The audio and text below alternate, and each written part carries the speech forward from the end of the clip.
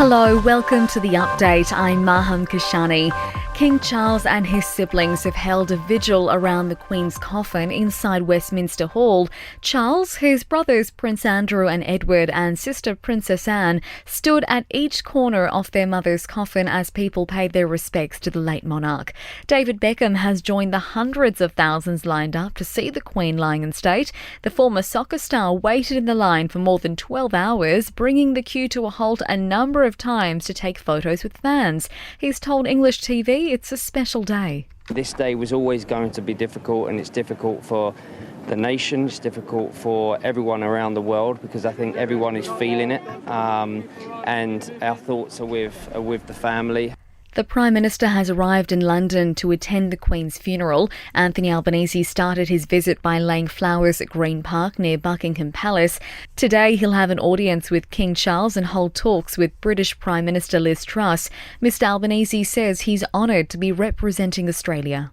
Quite clearly what we can see all around us is the affection in which Her Majesty Queen Elizabeth was held by people here in the United Kingdom, but also, of course, here in Australia and right around the Commonwealth.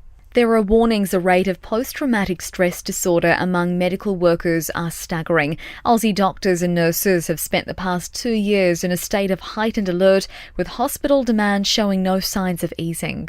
And key supporters of an Indigenous voice to Parliament will decide whether the wording of its enshrinement needs to be tweaked.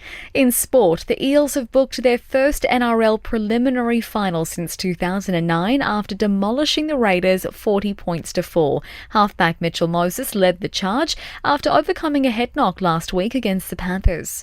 In AFL, Geelong has waltzed into the AFL final with a 71-point win over the Brisbane Lions in their preliminary final at the MCG. The Cats will face the winner of today's second knockout clash between the Sydney Swans and Collingwood.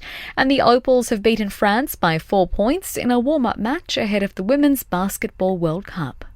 In entertainment news, Beyoncé and Billie Eilish have landed new Guinness World Records. The musical superstars appear multiple times in the 2023 edition of the book that's been tracking record-breaking achievements since 1955.